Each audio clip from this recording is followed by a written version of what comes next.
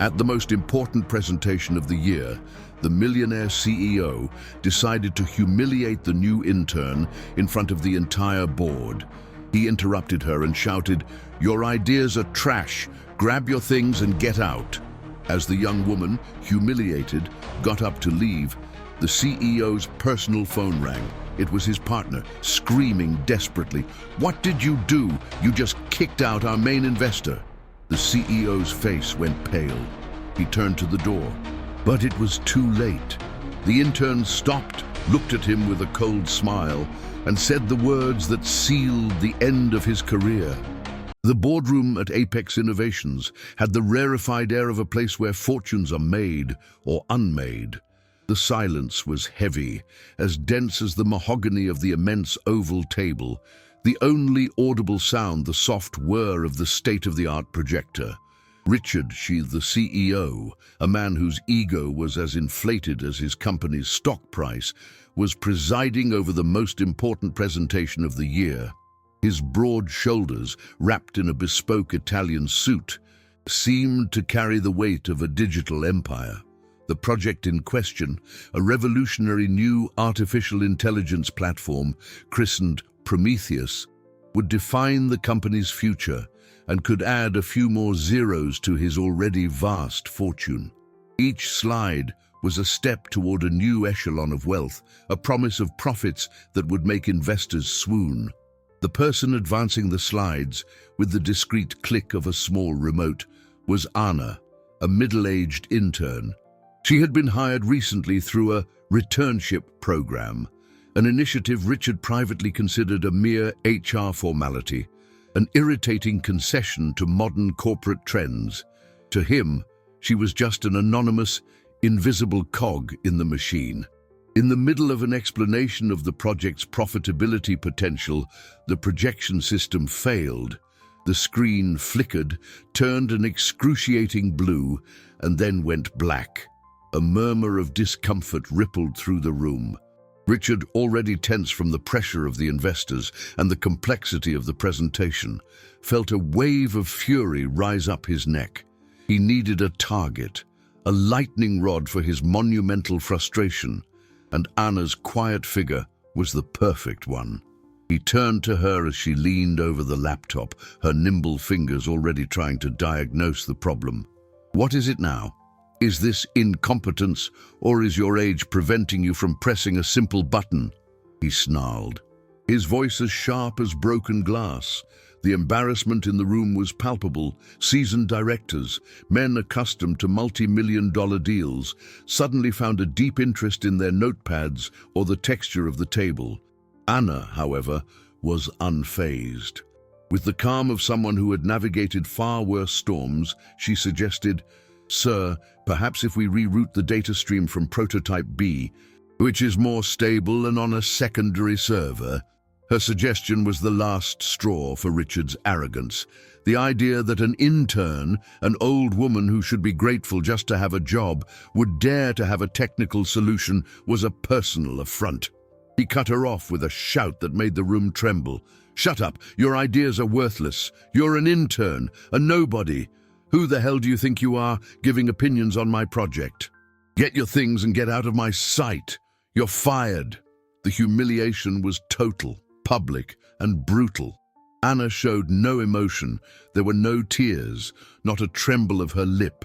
She just nodded slowly, a gesture of resigned acceptance, picked up her simple handbag from the floor, and walked silently toward the door. The other directors stared at their papers, avoiding their boss's withering glare. The instant Anna's hand touched the cold metal doorknob, Richard's personal phone, forgotten on the table, began to ring, its custom ringtone blaring like a fire alarm. The name on the screen was Julian, his partner and co-founder. Annoyed by another interruption, Richard answered on speakerphone. "What is it, Julian? I'm in the middle of the presentation of my life." The voice on the other end was strained, panicked. "Richard, you idiot! What did you do? I'm getting alerts from all our contacts in Switzerland. The owl just pulled everything." Richard went pale, the blood draining from his face. The owl was the mysterious moniker of the conglomerate's primary investor, an enigmatic, reclusive billionaire nobody had ever seen, known for her genius and ruthless decisions. She owned the investment fund that guaranteed Apex Innovations' very existence. "What did she pull?" Richard stammered, his voice suddenly weak. "Everything," Julian yelled. "The investment, the merger, our line of credit. She said she doesn't invest in companies led by amateur tyrants who don't recognize a test when they see one." "Richard, what the hell did you do in the last 10 minutes?" At that exact moment, Anna paused at the door. She turned and looked directly at Richard. Her eyes, once deferential and discreet, now held a glint of steel and absolute power. She raised her own phone and said in a calm voice that resonated like thunder in the silent room, "Julian, darling, it's me. Don't worry, your stake in the company is safe. As for your partner..." She paused, her gaze fixed on Richard, who was now staring at her in pure horror. "He just gave me an excellent idea. I'm getting out." "All right, out to my jet. I suggest you do the same with the trash he left in the CEO's office." And with one last look of contempt, she left, closing the door softly behind her. Richard's ruin didn't take weeks or days. It happened in the time it took for the phone to slip from his trembling hand and hit the mahogany table with a dull thud. He hadn't just mistreated an intern, he had insulted and fired the invisible architect of his own empire. The soft click of the closing door sounded like a bone snapping in the boardroom. For a long, heavy second, no one moved. The silence was a vacuum, sucking out all the air and power that had once filled the space. Richard's phone, lying on the table, remained dead. The call with Julian abruptly ended by Anna. The only thing moving was the dust dancing in the beam of light from the window, indifferent to the ruin that had just unfolded. Richard stood, his once imposing posture now slumped as if crushed by an invisible weight. His face, once red with rage, was now waxen, his lips parted in a mask of disbelief.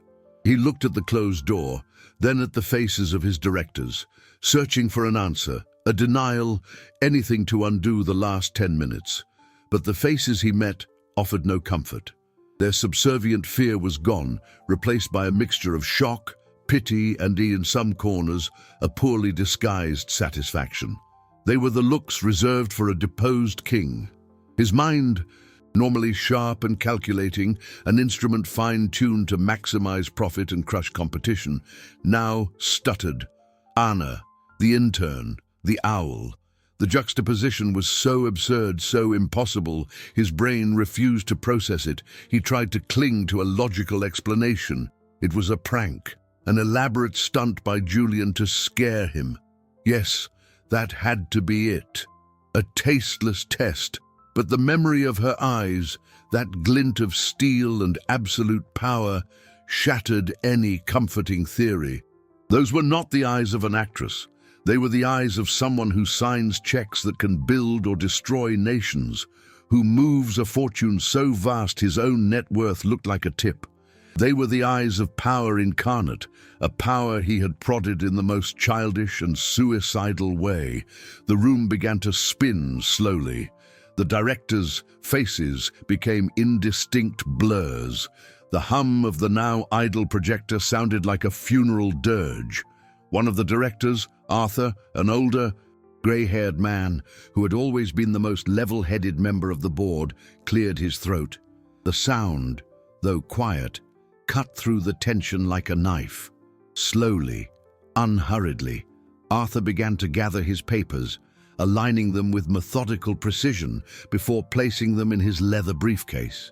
The gesture was simple, but its meaning was devastating. It was the sound of capitulation, the first rat leaving the sinking ship. Not a word was spoken, but the message was clear. Richard's reign was over. Arthur's movement broke the spell. Other directors began to stir, quietly avoiding Richard's glazed eyes, packing away their tablets and pens. Their loyalty, built on years of generous bonuses and profit-sharing, had evaporated the instant the source of that wealth revealed herself and turned against him. Those multi-million-dollar deals, those promises of soaring dividends, all of it had vanished like smoke. Richard finally found his voice, but it came out as a hoarse, unrecognizable whisper. "Nobody leaves this room," he managed, trying to inject an authority he no longer possessed. Arthur paused, his hand on the latch of his briefcase, and looked at Richard not with defiance, but with a kind of cold compassion. "There's nothing left to discuss, Richard. The meeting is over." Just then, Richard's corporate phone, unlike the personal one still lying on the table, vibrated in the inner pocket of his suit jacket. With trembling fingers, he answered it. It was the CFO, his voice bordering on hysteria. "Richard, what's happening? Our main investment funds, they've been frozen, all of them. We just got a notification from the Swiss bank. The order came directly from the majority shareholder. It's an asset liquidation order. Richard, our cash flow, it's gone." Richard felt his legs buckle and grabbed the table to keep from falling. It wasn't a prank, it was real. The humiliation he had inflicted on Anna had morphed into a financial tsunami about to sweep away everything he had ever built. He stared at the closed door, picturing her on her jet, and a terrifying question formed in his mind. If she could do this to the company in minutes, what would she do to him? As Richard's empire imploded under the weight of a single sentence, Anna stepped into the private elevator that descended directly to the underground garage. The metallic sound of the doors closing was like the final seal on an era. Inside the mirrored cab, her image reflected back, a middle-aged woman in simple clothes with a serene expression. There was no trace of the humiliated intern, nor of the ruthless billionaire. There was only a profound calm, the tranquility of someone executing a long-pondered plan. Her cell phone, a functional model but far from the latest, buzzed. It was Julian again. She answered, her voice soft. "Julian, calm down. Breathe." On the other end, her old friend's ragged breathing was almost palpable. "Anna, what did you do? He humiliated you, I know. But destroy the company, our employees." Anna interrupted him, but gently. "I'm not destroying the company. I'm removing a tumor. Apex Innovations is as much your creation as his, and your vision was always the sounder one. The employees, the intellectual property, the projects, all of it will be protected. Only the parasitic leader will be excised." The elevator reached its destination with a soft jolt. The doors opened onto an isolated section of the garage, where a discreet but armored black sedan awaited, its driver already standing by the open door. "What were you thinking?" "In putting yourself in that position, Anna, as an intern?" Julian asked, confusion mixing with relief in his voice. "Sometimes, Julian, the best way to assess a skyscraper's foundation isn't from the helicopter, but from the basement. I needed to see the man, not the CEO. I needed to know if the immense trust I placed in him had built a leader or just fed a monster. I got my answer." She slipped into the car, the soft leather interior enveloping her. "And I've sent the guidelines for the emergency board restructuring to your email. You'll take over as interim CEO. Call an all-hands meeting for tomorrow morning. Tell everyone their jobs and projects are safe. The investment will be restored, doubled, in fact, as soon as the transfer of controlling shares is complete. Not a single cent of value will be lost." Julian was silent for a moment, processing the speed and surgical precision of the operation. It was like watching a chess grandmaster who had already seen every move 20 plays ahead. "And Richard?" he finally asked, his voice low. The car glided silently out of the garage, emerging into the afternoon light. Anna watched the glass and steel buildings pass by, monuments to ambitions she understood all too well. Richard built his identity around his fortune, his power. He defined himself by his ability to humiliate others, to feel superior. Now, He will lose all of it. The money, the stocks, the assets, every piece of armor he wore. She paused, her gaze lost in the distance. I want him to have nothing. I want him to look in the mirror and see just the man, stripped of every dollar, every status symbol. I want him to discover the hard way what his true value is when his net worth is zero. The driver headed for the executive airport. The jet was already waiting. For Anna, the owl. This wasn't an act of revenge. It was a rebalancing, a test Richard had failed spectacularly, and the consequence was simply the removal of a power he had proven himself unworthy of possessing. For Richard, the world fell apart in slow motion and, simultaneously, with the speed of a runaway train. The director's exit was the first tremor. The CFO's call was the main earthquake. What followed were the aftershocks, each more devastating than the last. His corporate phone buzzed incessantly. It was bank managers, once so servile, now with cold, formal voices, informing him of the freeze on his personal and corporate credit lines. It was stockbrokers, explaining in technical jargon something he understood perfectly. His shares, the backbone of his immense wealth, were being liquidated at a dizzying speed by order of the majority shareholder. The selling pressure was so massive that Apex Innovations' value was plummeting on the market, dragging his entire net worth down with it. He tried calling Julian dozens of times, but the calls went straight to voicemail.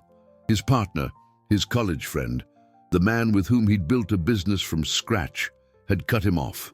The isolation was absolute. Stunned, he left the office building for the first time not as a conqueror, but as a fugitive. Employees in the hallways averted their eyes, their faces a mask of uncertainty and fear. The respect he had so prized, which was really just disguised fear, had evaporated. He drove home to his mansion in a gated community, the European sports car suddenly feeling vulgar and hollow. Inside, the house was quiet. His wife, Beatrice, was in the living room, surrounded by designer luggage. She didn't look at him with compassion, but with a frigid contempt. "And I got a call from the bank manager," she said, her voice emotionless. "Our joint accounts have been emptied. The credit cards are blocked." Richard tried to approach her, to stammer an explanation, but she recoiled.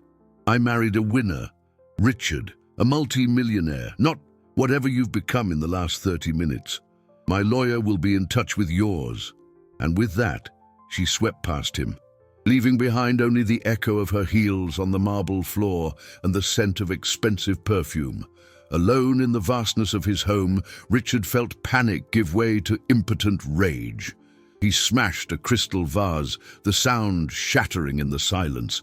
He screamed at the empty walls, blaming Anna, Julian, Beatrice, the whole world. How dare they? He who had built all of this with his genius, his hard work. He refused to accept that his mistake, a simple verbal slip with an insignificant intern, could have such cataclysmic consequences. It was disproportionate, unfair. He poured himself a glass of expensive whiskey, but the liquor brought no comfort, only burning his throat. He wandered through the house, touching the art pieces, the designer furniture, the symbols of his success. But now they seemed to belong to someone else. They were just things, material possessions that had lost their luster. The sun set, and the house plunged into darkness. He didn't bother to turn on the lights. Sitting on the floor of his private home theater, he finally began to cry, not from remorse, but from self-pity. That's when the doorbell rang. Wary, he answered via the intercom. It was a courier with a small package that required no signature.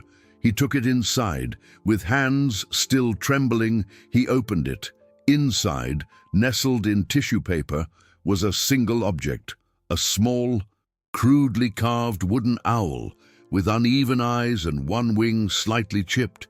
There was no note, no return address, just that strange, inexplicable object, which somehow felt more menacing than the collapse of his entire fortune. Aboard the jet, the silence was broken only by the soft hum of the turbines.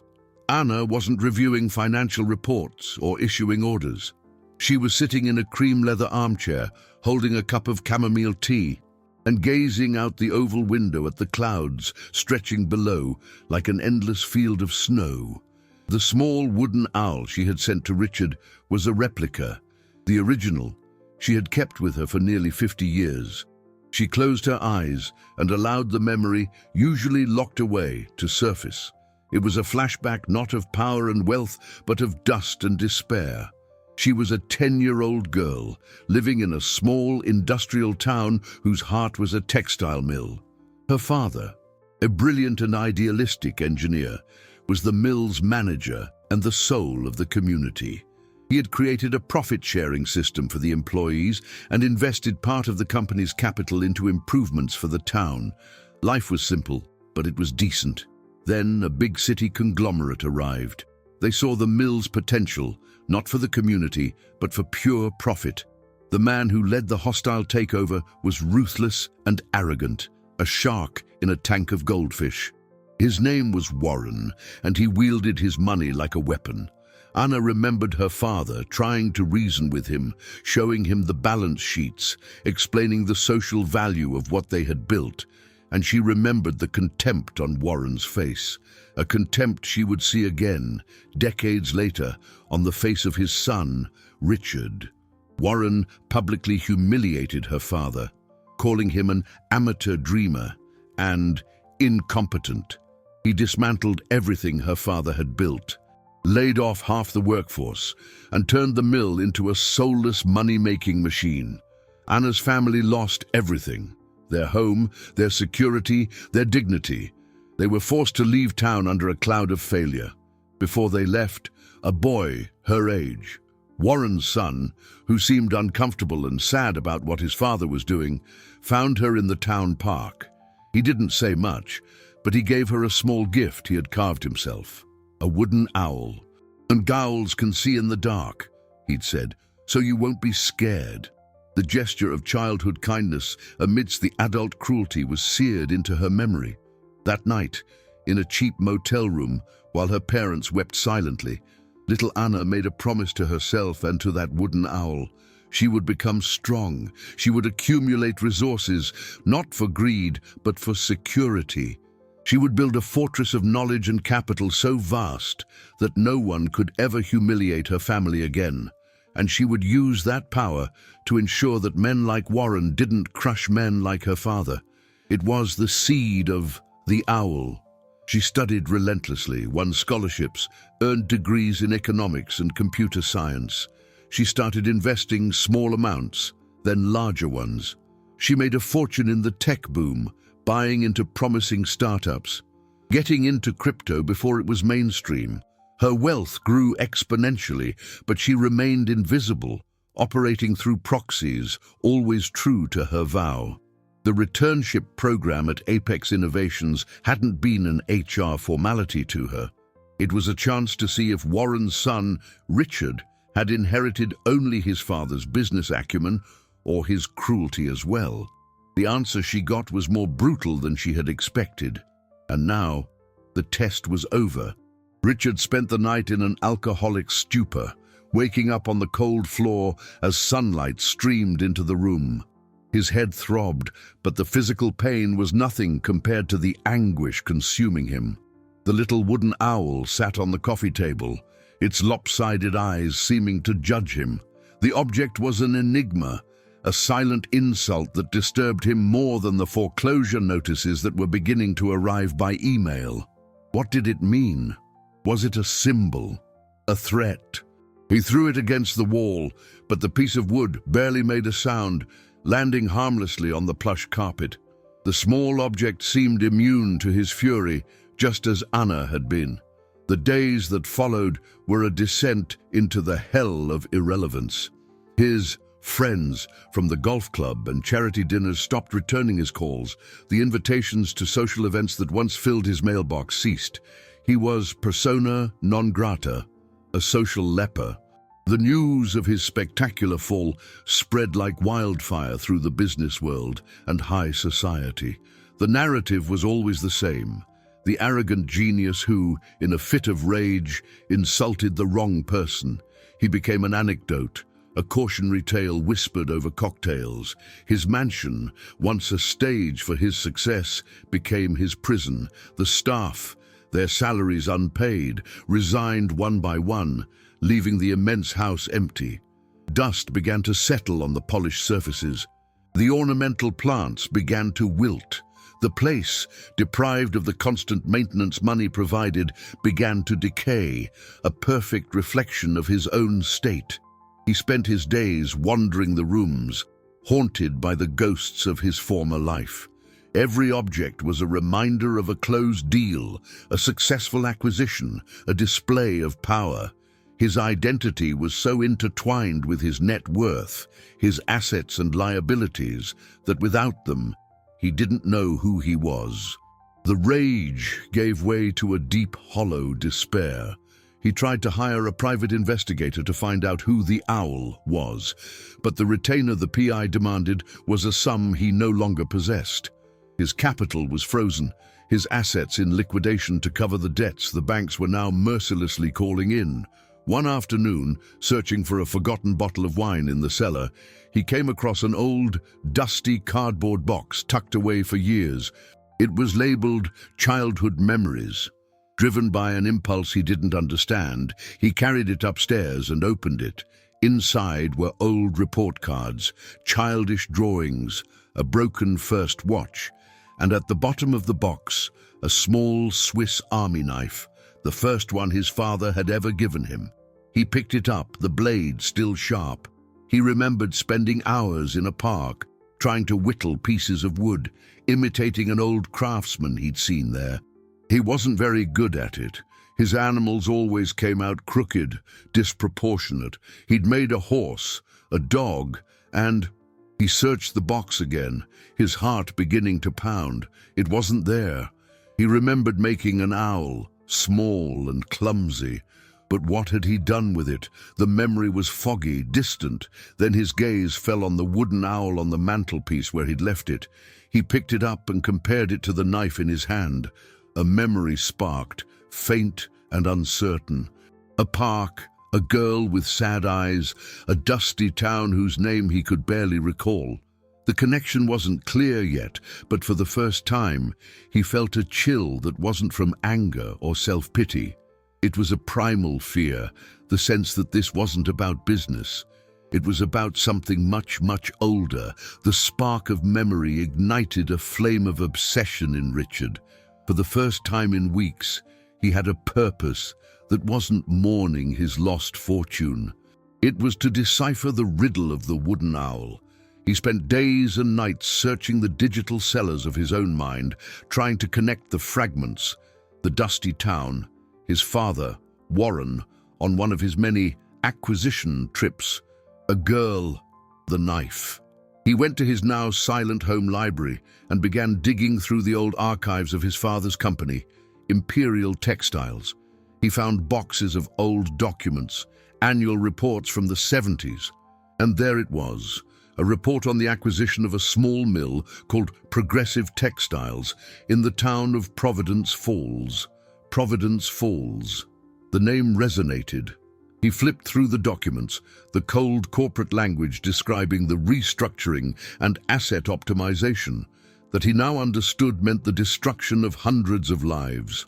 And then he saw the name of the former manager, the man his father had deposed, engineer Albert Hayes. A quick internet search on an old laptop the liquidators hadn't taken yet revealed little. Albert Hayes had passed away over a decade ago. His wife, also deceased. But there was a note in an old local paper about the couple's daughter, a prodigy who had won a full scholarship to a prestigious university. Her name was Anna Hayes. The air seemed to thin. Richard sat down heavily, the name echoing in his head. Anna, the intern. Anna, the daughter of the man his father had ruined.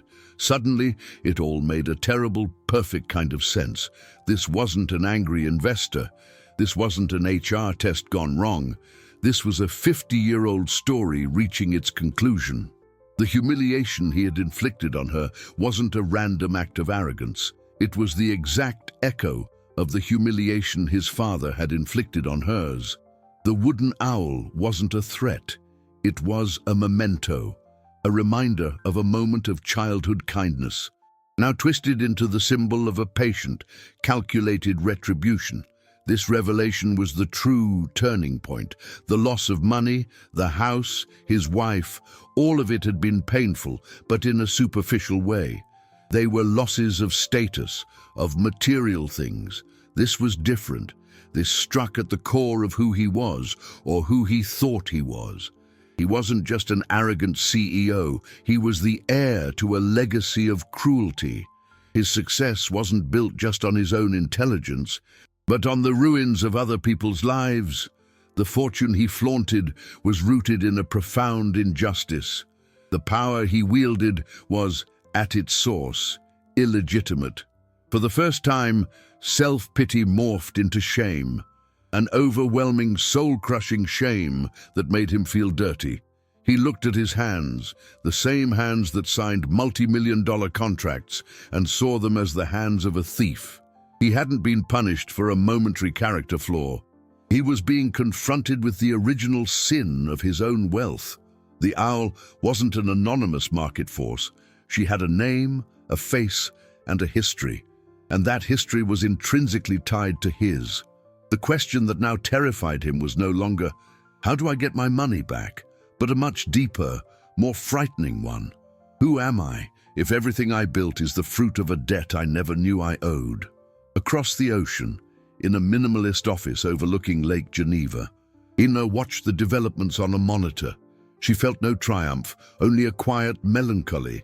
At her side stood Hans, her oldest advisor and head of security, a man of few words and unshakable loyalty. "He knows," Hans said, pointing to an online activity report. "Richard accessed his father's old company files and searched for your family. He's connected the dots." Anna nodded, not taking her eyes off the screen. "I expected he would. It was part of the plan."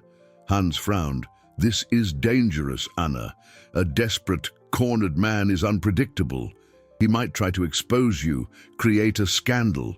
The mystique of the owl depends on your anonymity." Anna turned to him, a faint smile on her lips. "Richard has no credibility left to create a scandal. Who would believe the bankrupt billionaire accusing his former intern of being a secret investor who ruined him over a 50-year-old grudge? It would sound like the ravings of a madman." She got up and walked to the window. The lake's water was calm, reflecting the snow-capped peaks of the Alps. The goal was never just punishment. Hans, punishment is easy. It's the least interesting part of the equation. Anyone with enough money can destroy a man. I wanted something more. I wanted him to understand why. I wanted him to confront his father's legacy, the rotten foundation upon which he built his castle. The loss of his fortune was just the tool to break his armor. His real journey begins now. A video call came through on her tablet. It was Julian. His face looked tired, but there was a new resolve in his eyes. "Anna, the restructuring is going well. We've calmed the employees and the markets. The capital injection has stabilized everything. But I'm worried about the Prometheus project. It was Richard's crowning achievement. He was the only mind who truly understood its complex architecture." Anna returned to her desk. "I know, Julian, and the project is too brilliant to be abandoned. It could change the world of technology for the better, if guided by the right principles. But who can lead it? We don't have anyone with his vision," Julian said, his frustration evident. Anna glanced at the report on her screen, at the digital trail of Richard's desperate investigation. Perhaps we do," she said, enigmatically. "For now, focus on stabilizing the company.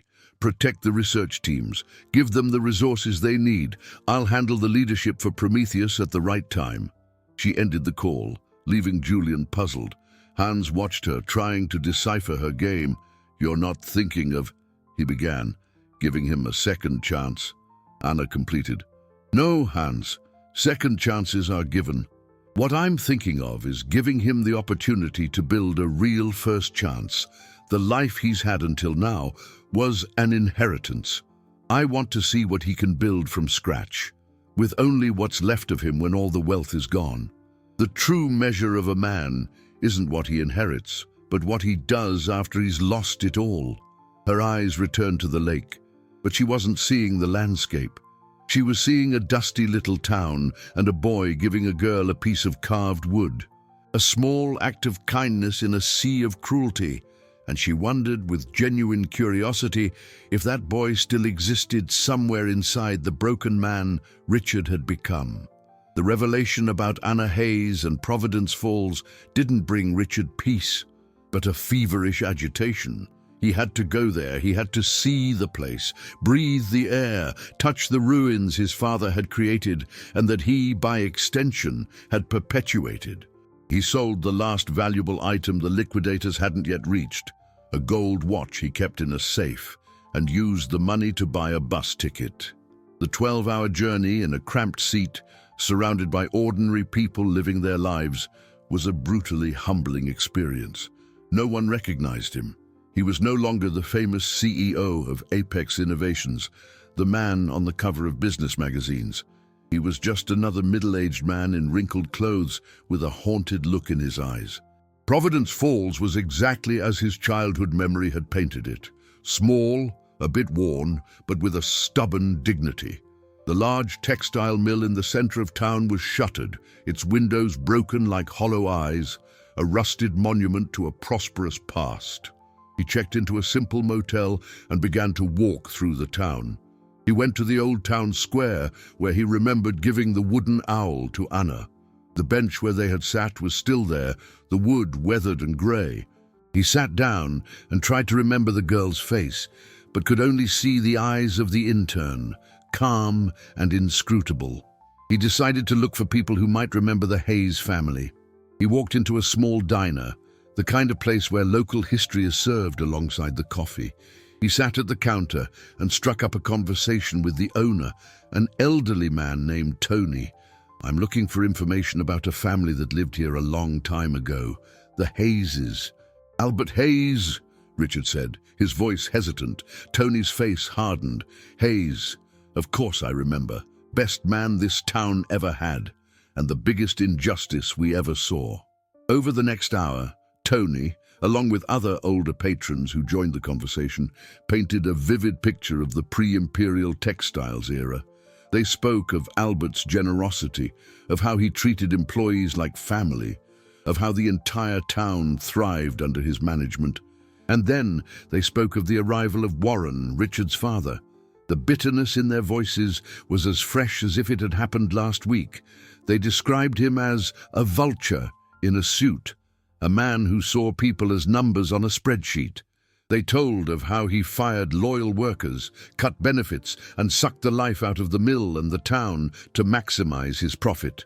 "He didn't just buy the mill, he stole this town's soul," one man said.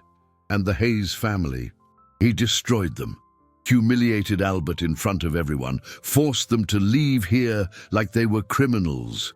Richard listened, every word a stab to his conscience. This wasn't a business story. It was a human tragedy, and his family were the villains. He asked about the daughter, Anna. "Ah, little Anna," Tony said, a flicker of affection in his eyes. "Smartest kid I ever saw. Had a bright future. After they left, we never heard from them directly. We heard she did well, got an education, but what they went through, nobody deserves that." Richard paid for his coffee with one of the few bills he had left and walked out, the weight of the world on his shoulders. He walked to the ruins of the mill. There, in front of the rusted gate, the full scale of his family's debt hit him with the force of a punch. His entire life of luxury, his education at the best schools, his seed capital to start Apex Innovations. It was all financed by this pain, by this broken town. The wooden owl wasn't a symbol of revenge. It was a reminder of lost innocence, hers and his. He finally understood that Anna hadn't taken anything that was rightfully his. She had simply reclaimed what was stolen from her family and her town decades ago. And he, Richard, was just the interest on an old, unpayable debt. Knowing what he had to do, Richard used the rest of his money for one last search. He didn't look for the owl, the enigmatic billionaire. He looked for Anna Hayes. He found that she maintained a small, discreet philanthropic foundation that supported educational projects in underserved communities. The address was for a modest office in a neighboring city. He went there with no appointment, not knowing what he would say. The receptionist looked at him skeptically, but something in his ravaged face made her agree to pass on a message. Minutes later, he was shown into a simple conference room, and then she entered. It was the same woman from the boardroom, dressed in a simple cardigan and linen pants. There was no trace of power or wealth, just a serenity that seemed to emanate from her. "Richard," she said, her voice calm. It wasn't a question. He stood, his palms sweating. All the rehearsed speeches, the justifications, the pleas vanished from his mind. He could only look at the woman he had humiliated, the woman whose family his father had destroyed. I went to Providence Falls," he began, his voice hoarse. "I spoke to the people. I saw the mill. I know what my father did." Anna said nothing, just watched him with those eyes that seemed to see right through him. "I brought this," he said, pulling the small wooden owl from his pocket. He placed it on the table between them. "I remember vaguely making this, giving it to you." He paused, swallowing hard. It was the only good thing I ever did." The silence in the room was heavy. Richard felt the urge to fill it, to explain himself, but he forced himself to be still. For the first time in his life, he was there to listen. "My father kept every newspaper article about your father's success, and later, about yours," Anna said finally, her voice soft but sharp. He didn't feel anger. He felt a profound sadness. He saw your brilliance, your ability to build great things, and he wondered why that genius had to be accompanied by such cruelty, such a lack of humanity. She glanced at the owl on the table. "For years, I hated what your father represented. I built my life, my fortune, as a wall against men like him. And when I saw you becoming his mirror image, I decided the cycle had to be broken." Richard bowed his head. "I'm sorry," he whispered. The words felt inadequate, pathetic. "I'm sorry for how I treated you in the meeting. I'm sorry for what my father did to yours. I'm sorry for my entire life, which was built on your family's pain." "Sorry doesn't change the past, Richard," she said. "It doesn't reopen the mill. It doesn't give back the dignity that was stolen from the people of Providence Falls." He looked at her, hopelessness etched on his face. "Then what can I do? I have nothing, no money, no power. I have no way to fix this." Anna leaned forward, and for the first time, he saw something beyond calm control in her eyes. He saw a flash of defiance. "You're wrong. You have the only thing that matters, yourself, your brain, your experience. The same mind that built Apex Innovations. The question is, what are you going to do with it now? True repentance isn't made of words, Richard. It's made of actions. You want to start paying your family's debt. Then stop wallowing and start building something that has real value, not just a price on the stock market." She stood, the meeting clearly over. As he rose to leave, she stopped him with one last sentence. "Providence Falls has an old community center, boarded up for years. The kids there have nowhere to go. Maybe that's a good place to start." And with that enigmatic suggestion, she left him alone, the small wooden owl still on the table, a symbol no longer of vengeance, but of a crossroads. Ina's suggestion hung in the air like a challenge. A community center in Providence Falls. Richard had no money, no resources, no contacts. The idea was absurd, and yet it was the only thing that made sense. It was a path, a first concrete step towards something that resembled atonement. He returned to the dusty town, no longer as a somber tourist, but with a purpose. He found the community center building. It was a derelict structure, with boarded-up windows and graffiti on the walls. The roof sagged in places. It looked like an impossible task, but he remembered her words, "Use your brain, your experience." He knew nothing about construction, but he knew everything about project management, resource optimization, and above all, how to rally people around a vision. He started small. He spent the first day just cleaning up the trash from the front of the building. On the second day, a curious teenager stopped to ask what he was doing. Richard, instead of brushing him off, explained the idea: to reopen the center, create a space with computers, books, maybe a sports court. The teenager scoffed.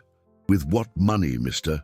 "I don't know yet," Richard admitted, "but we'll start with what we have, our hands." The next day, the teen came back with two friends. They helped Richard pry the boards off the windows. Slowly, something began to shift. Other people from the community, seeing the activity, came closer. Some were skeptical, remembering the blight his family's name represented. But others, like Tony from the diner, saw the sincerity in his effort. He started bringing coffee and donuts for the small crew of volunteers. Richard used his CEO skills in a way he had never imagined. He organized the volunteers into teams. He created a phased plan for the renovation. He made a list of needed materials. And then, he did something he had never done before. He asked for help. He went from door to door at the small businesses in town. At the lumber yard, instead of asking for a cash donation, he asked for scrap wood. At the paint store, he asked for mist tints that were going to be discarded. At the electrical supply shop, he talked to the owner about how to fix the old wiring. He wasn't offering a big investment or promising dividends. He was offering hard work and a shared purpose. The townspeople, seeing this man who was once a titan of industry sanding walls and sweeping floors, began to believe. Word spread. A retired architect in town offered to draw up new plans for free. A teacher organized a book drive. The project became a catalyst, uniting the community in a way not seen since the days of Albert Hayes. Richard worked from sunrise to sunset. His hands, once soft and accustomed to luxury pens, became calloused and dirty. He lost weight, lost the arrogant look of a CEO.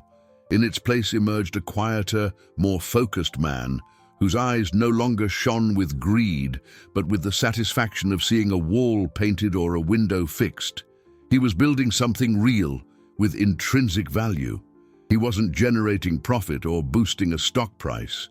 He was rebuilding a small piece of the soul of a town his family had helped destroy. And in the process, without realizing it, he was rebuilding his own. Months passed. The Providence Falls Community Center, now renamed the Albert Hayes Center, was nearly finished. The place buzzed with energy. The walls were painted, donated computers hummed in one room, and the shelves of the makeshift library were filling with books. Richard, now a familiar and respected figure in town, was on the newly painted basketball court, helping some kids install the backboard when his cell phone, a cheap old model he'd bought, rang. It was an unknown number. He answered, hesitant. "Richard, it's Julian." The voice of his former partner startled him. Richard hadn't spoken to him since the day of the collapse. "Julian, how are you?" he asked, without a trace of bitterness. "I'm good. The company's good," Julian said. "Look, the reason I'm calling, we need help. The Prometheus project has hit a wall. We've reached a point where the complexity of the data architecture is beyond our team. There's only one person who can solve it." Richard felt a knot in his stomach. He knew what Julian was talking about. Prometheus was his masterpiece, the most complex and brilliant creation of his career. "Julian, I can't," he began. "I'm not part of that world anymore." "I know," Julian said, "but the project is too important. It's not about profit anymore, Richard. With the new direction, we're focusing on its applications for education and healthcare. It can really help people. The owl, the majority shareholder, insisted I reach out to you. She said you were the only one. The mention of Anna made him pause. This was no accident. This was another test. She wants me to meet with you in the Bay Area, at the old Apex Innovations office. The thought of returning to that place, the stage of his greatest glory and his ultimate humiliation, was terrifying. But he thought of the community center, of the faces of the kids who now had a slightly brighter future. He thought of Anna's words, "Start building something that has real value." Maybe this was part of the building. He accepted. The trip back to the metropolis was surreal. He felt like a stranger in his own former city. Arriving at the towering Apex Innovations building, the new security guard almost turned him away. He rode the elevator, the same one that once took him to his kingdom. The door to the old boardroom opened. The mahogany table was still there. Sitting and waiting for him were Julian and Anna. Seeing her there, in that context, in the seat that was once his, was the most tense moment of his life. There was no anger left, just a profound understanding of the closing circle. "Richard," Anna said, her voice as calm as ever, "thank you for coming." Julian then began to explain the technical situation with Prometheus, sketching diagrams on a whiteboard. Richard listened, his sharp business mind, dormant for months from manual labor, slowly awakening. He saw the problem, the elegant solution, the path forward. He felt the old adrenaline, the thrill of solving a complex puzzle. When Julian finished, all eyes were on him. The final test was unspoken. It wasn't about his technical ability. They already knew he had it. It was about his character. Anna finally spoke. "Julian needs a leader for this project, someone with your vision. The position is not CEO. There's no stock participation, no extravagant bonuses. It's a project director role. You'll report to Julian and an ethics committee that will oversee the technology's applications." She paused, her gaze intense. "The question isn't whether you can do this. The question is, why would you do it? For the money? For the power? Or because it's the right thing to do?" Richard looked at Anna, then at Julian. He thought of Providence Falls, of the satisfaction of building something brick by brick. He thought of his family's debt, and he gave his answer, not as the arrogant CEO, but as the man he had become. "I would do it to make sure my most brilliant creation is used to build, not to destroy." Richard's acceptance marked the beginning of the resolution. Returning to Apex Innovations was a daily exercise in humility. He occupied a small office, not the lavish corner suite. His former subordinates were now his colleagues, and in some cases, his superiors. At first, there was awkwardness and suspicion. Many remembered his tyrannical reign, but the Richard who returned was not the same man who had left. He listened more than he spoke. He credited others for their ideas. He collaborated, he taught, and above all, he worked with a passion and focus that inspired everyone. His genius was intact, but it was now tempered with empathy. He and Julian slowly rebuilt their friendship. It was no longer a partnership based on ambition and the relentless pursuit of more, but on mutual respect and a shared purpose. Julian, as CEO, proved to be a steady, ethical leader, guiding the company into a new era of social responsibility under Anna's distant, wise oversight. Richard led the Prometheus team brilliantly. They not only solved the technical impasse, but took the project to heights even Richard hadn't envisioned. They developed modules that could revolutionize medical diagnostics in remote areas and create personalized learning platforms for children with disabilities. The focus shifted from pure profitability to human impact. The project's success did not result in a multi-million-dollar bonus for Richard. His salary was good, but modest by industry standards, and he discovered, to his own surprise, that it didn't matter. He rented a simple apartment near the office. On weekends, he would take the bus back to Providence Falls to help out at the community center. which was now a model for neighboring towns.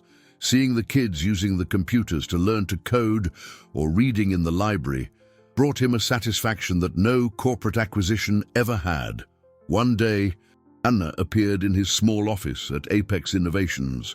It was the first time they had met alone since the meeting. She said nothing at first, just observed the diagrams and equations on his whiteboard. "My father would have been proud of what this technology can do," she said finally. "He believed that genius should serve humanity." Richard turned to her. "I spent most of my life accumulating things. Anna, a net worth, assets, stocks, and I lost it all. But in the last few months in Providence Falls, working on that center, I felt like I was building something for the first time, a different kind of wealth." "It's the only kind that lasts, Richard," she replied. The conversation resolved the final, deepest conflict between them. It was no longer about debtor and creditor, victim and aggressor. They were two people whose histories had been tragically intertwined by their fathers, and who had, at last, found a way to close the circle. Anna hadn't just executed a revenge plot, she had forced a redemption. And Richard hadn't just lost a fortune, he had found a soul. He had paid his debt, not with money, but with the transformation of his own character. The arc of suffering had completed, giving way to a quiet, profound resolution. He didn't need her forgiveness.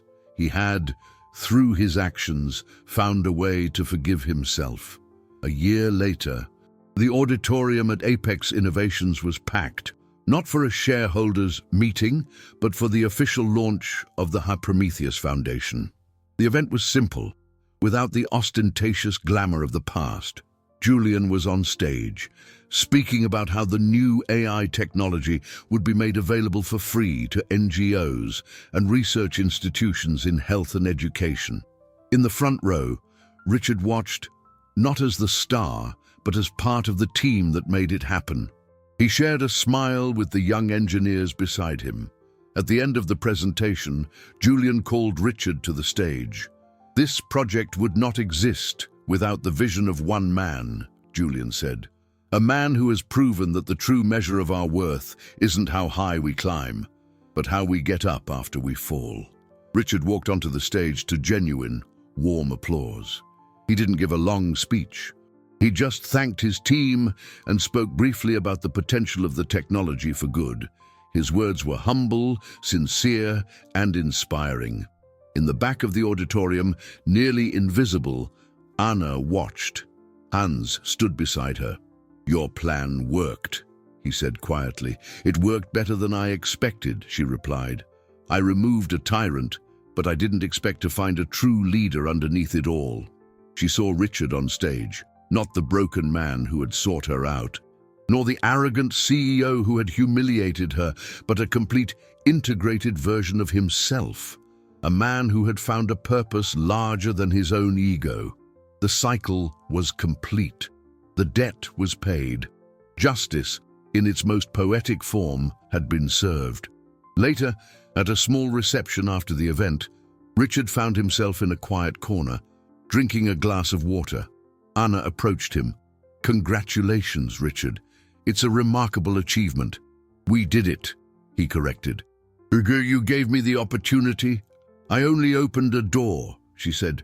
"You had to choose to walk through it." They stood in silence for a moment, a comfortable silence between two people who had traveled to hell and back.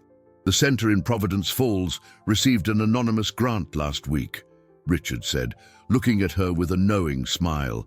"Enough to build a vocational wing and buy all new equipment." Anna shrugged, an amused glint in her eyes. "Good investments always yield good dividends." That was the last time they spoke as adversaries of the past. From that point on, they were just two people on different sides of the world, working each in their own way to make it a little better.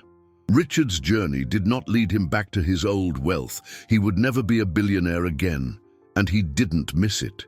He had discovered a different kind of fortune, one that couldn't be measured in bank statements or stock values, but in the quality of his relationships, the impact of his work, and the peace of mind that came from knowing he was finally on the right side of history.